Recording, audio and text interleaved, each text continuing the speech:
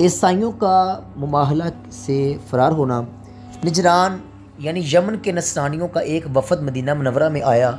یہ 14 آدمیوں کی جماعت تھی جو سب کے سب نجران کے اشراف تھے، اور اس وقت وفد کی قیادت کرنے والے 3 شخص تھے۔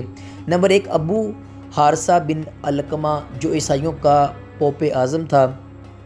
نمبر 2 اہیب جو ان لوگوں کا سردار اعظم تھا۔ نمبر 3 عبد المسیح جو سردار اعظم کا نائب تھا اور عاقب کہلاتا تھا۔ یہ سب نمائندے نہایت قیمتی اور نفیس لباس پہن کر عصر کے بعد مسجد نبوی میں داخل ہوئے اور اپنے قبلہ کی طرف منہ کر کے اپنی نماز ادا کی۔ پھر ابو حارثہ اور ایک دوسرا شخص دونوں حضور نبی کریم صلی اللہ علیہ وسلم کی خدمت میں حاضر ہوئے، اور آپ نے نہایت کریمانہ لہجے میں ان دونوں سے گفتگو فرمائی اور حسب ذیل مکالمہ ہوا۔ نبی پاک صلی اللہ علیہ وسلم نے فرمایا، تم لوگ اسلام قبول کر کے اللہ تعالیٰ کے فرما بردار بن جاؤ۔ ابو حارثہ نے کہا، ہم لوگ پہلے ہی سے اللہ تعالیٰ کے فرما بردار ہو چکے ہیں۔ نبی پاک صلی اللہ علیہ وسلم نے فرمایا، تم لوگوں کا یہ کہنا صحیح نہیں، کیونکہ تم لوگ صلیب کی پوجا کرتے ہو اور اللہ کے لیے بیٹا بتاتے ہو اور خنزیر کھاتے ہو۔ ابو حارثہ نے کہا، آپ لوگ ہمارے پیغمبر حضرت عیسیٰ علیہ السلام کو گالیاں کیوں دیتے ہو؟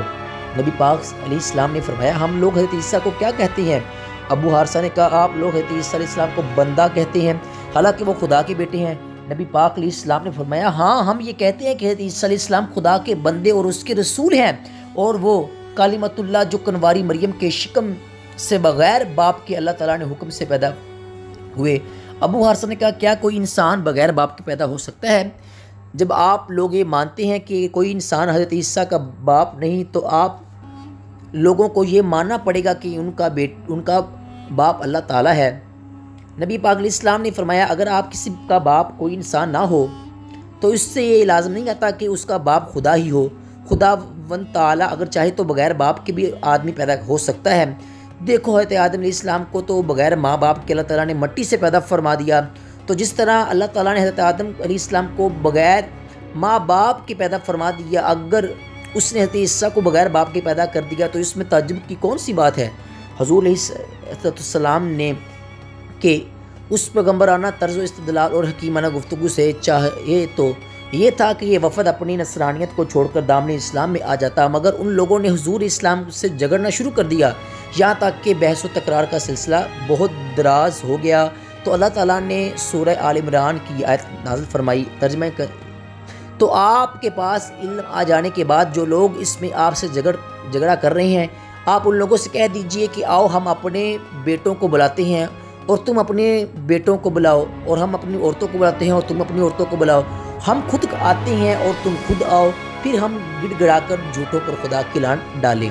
قرآن کی اس دعوت مبالغہ کو ابو حارثہ نے منظور کر لیا اور طے پایا کہ صبح نکل کر میدان میں مبالغہ کریں گے۔ لیکن جب ابو حارثہ نصرانیوں کے پاس پہنچا تو اس نے اپنے آدمیوں سے کہا کہ اے میری قوم، تم لوگوں نے اچھی طرح جان لیا اور پہچان لیا کہ محمد مصطفیٰ صلی اللہ علیہ وسلم نبی آخر الزماں ہیں، اور خوب یاد رکھو کہ جو قوم کسی نبی برحق کے ساتھ مبالغہ کرتی ہے، اس قوم کے چھوٹے بڑے سب ہلاک ہو جاتے ہیں۔ اس لیے بہتر یہ ہے کہ ان سے صلح کر کے اپنے وطن کو واپس چلے جاؤ اور ہرگز ان سے مبالغہ نہ کرو۔ چنانچہ صبح کو ابو حارثہ جب حضور علیہ السلام کے سامنے آیا تو یہ دیکھا کہ آپ حضرت حسین کو گود میں اٹھائے ہوئے اور حضرت حسن کی انگلی تھامے ہوئے ہیں، اور حضرت فاطمہ اور حضرت علی مرتضیٰ کرم اللہ وجہہ الکریم آپ کے پیچھے چل رہے ہیں، اور آپ ان لوگوں سے فرما رہے ہیں کہ میں جب دعا کروں تو تم لوگ آمین کہنا۔ یہ منظر دیکھ کر ابو حارثہ خوف سے کانپ اٹھا اور کہنے لگا کہ اے گروہ نصارہ، میں ایسے چہروں کو دیکھ رہا ہوں کہ اللہ تعالیٰ اگر چاہے تو ان چہروں کی بدولت پہاڑ بھی اپنی جگہ سے ہٹ کر چل پڑے گا، لہٰذا اے میری قوم ہرگز مبالغہ نہ کرو، ورنہ ہلاک ہو جاؤ گے اور روئے زمین پر کہیں بھی کوئی نصرانی باقی نہ رہے گا۔ پھر اس نے کہا کہ اے ابو قاسم، ہم آپ سے مبالغہ نہیں کریں گے اور ہم یہ چاہتے ہیں کہ ہم اپنے ہی دین پر قائم رہیں۔ حضور علیہ السلام نے ان لوگوں سے کہا کہ تم لوگ اسلام قبول کر لو تاکہ تم لوگوں کو مسلمان کے حقوق حاصل ہو جائیں۔ نصرانیوں نے اسلام قبول کرنے سے صاف انکار کر دیا، تو آپ نے فرمایا کہ پھر میرے لیے تمہارے ساتھ جنگ کے سوا کوئی چارہ نہیں۔ یہ سن کر نصرانیوں نے کہا کہ ہم لوگ عربوں سے جنگ کرنے کی طاقت نہیں رکھتے، لہٰذا ہم اس شرط پر صلح کرتے ہیں کہ آپ ہم سے جنگ نہ کریں اور ہم کو آپ اپنے ہی دین پر قائم رہنے دیں، اور ہم بطور جزیہ آپ کو ہر سال 1000 کپڑوں کے جوڑے دیتے رہیں گے۔ چنانچہ حضور اسلام نے اس شرط پر صلح فرما لی اور ان نصرانیوں کے لیے امن و امان کا پروانہ لکھ دیا۔ اس کے بعد آپ علیہ السلام نے ارشاد فرمایا کہ نجران والوں پر ہلاکت و بربادی آن پہنچی تھی، مگر یہ لوگ بچ گئے۔ اگر یہ لوگ مجھ سے مبالغہ کرتے تو مسخ ہو کر بندر اور خنزیر بن جاتے، اور ان کی وادی میں ایسی آگ بھڑک اٹھتی کہ نجران کی کل آبادی یہاں تک کہ چرند اور پرند جل بھن کر راکھ کے ڈھیر بن جاتے اور روئے زمین کے تمام عیسائی سال بھر میں دفنا ہو جاتے۔ اب اس سے ہمیں یہ معلوم ہوا کہ خدا کے رسولوں کے ساتھ مبالغہ کرنا ہلاکت و بربادی ہے۔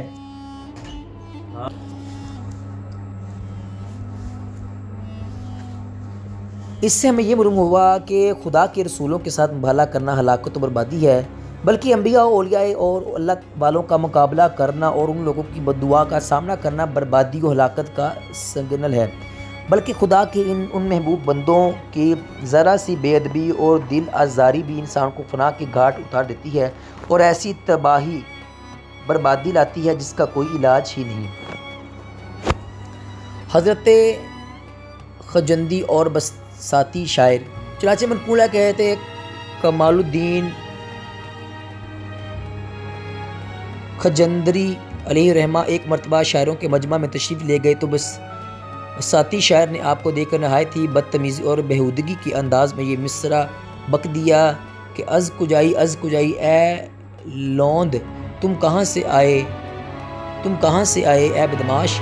آپ نے یہ سمجھ کر کہ نشہ میں بک رہا ہے کچھ زیادہ ناراض نہیں ہوئے، بلکہ تفریحاً جواب میں ایک مصرع کہہ دیا، از خجندم از خجند، میں خجند سے آیا۔ پھر آپ نے مجمع سے مخاطب ہو کر فرما دیا کہ یہ نشہ میں بدمست ہے جو منہ میں آتا کہہ دیتا ہے، اس سے کچھ نہ کہو۔ یہ سن کر بساتی کمینے نے آپ کے ہجوم میں ایک شعر یہ کہہ دیا کہ اے ملحد خجندی ریش بزرگ داری کز غایت بزرگی و ریشمی و توام گفت، یعنی اے ملحد خجندی تو بہت بڑی داڑھی رکھتا ہے کہ اس کی بڑائی کو دیکھ کر اس کو 10 داڑیاں کہہ سکتے ہیں۔ مجمع عام میں یہ ہجوم سن کر آپ کو سخت ناگواری ہوئی اور آپ نے قہر آلودہ نظروں سے دیکھ کر بددعا کر دی تو بغیر کسی بیماری کے بساتی شاعر ایک دم مر کر زمین پر گر پڑا اور سب لوگ دیکھتے رہ گئے۔ ابو الحسن ہمدانی کی مرغی، بلکہ بزرگوں کے مزاج کے خلاف کوئی کام کرنا بھی بڑی بڑی مصیبتوں کا پیشہ خیمہ ہوا کرتا ہے۔ چنانچہ حضرت خواجہ ابو الحسن ہمدانی کا واقعہ ہے کہ ایک مرتبہ حضرت خواجہ جعفر خالدی علیہ رحمہ کی زیارت کو گئے اور گھر میں یہ کہہ گئے تھے کہ میرے لیے تنور میں مرغی بھون کر تیار رکھی جائے۔ حضرت خواجہ جعفر خالدی نے ان کو حکم دیا کہ تم رات میرے یہاں بسر کرو، مگر ان کا دل چونکہ مرغی میں لگا ہوا تھا اس لیے کوئی خوبصورت بہانہ کر کے یہ اپنے گھر روانہ ہو گئے۔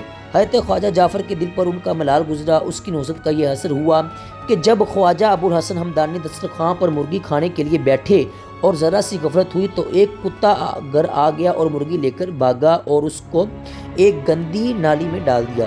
حضرت خواجہ ابو الحسن ہمدانی جب صبح کو حضرت خواجہ جعفر خالدی کی خدمت میں حاضر ہوئے تو آپ نے ان کو دیکھتے ہی فرمایا کہ جو شخص مشائخ کرام کی قلبی خواہش کا احترام نہیں کرتا اس پر اسی طرح ایک کتا مسلط کر دیا جاتا ہے جو اس کو ایذا دیتا ہے۔ یہ سن کر خواجہ ابو الحسن ہمدانی شرم و ندامت سے پانی ہو گئے۔ بلک کا ہر آدمی جھوٹا ہو گیا۔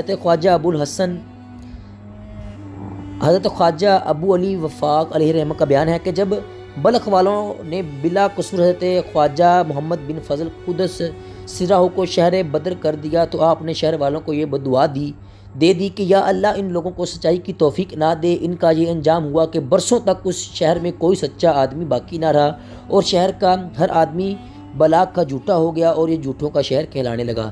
بہرحال بزرگوں کو اپنی کسی حرکت سے کبھی ناراض نہیں کرنا چاہیے، ورنہ ان بزرگوں کے قلب کا ادنا سا غبار قہر الہی کی آندھی بن کر تمہیں ہلاکت و بربادی کے غار میں گرا کر نیست و نابود کر دے گا۔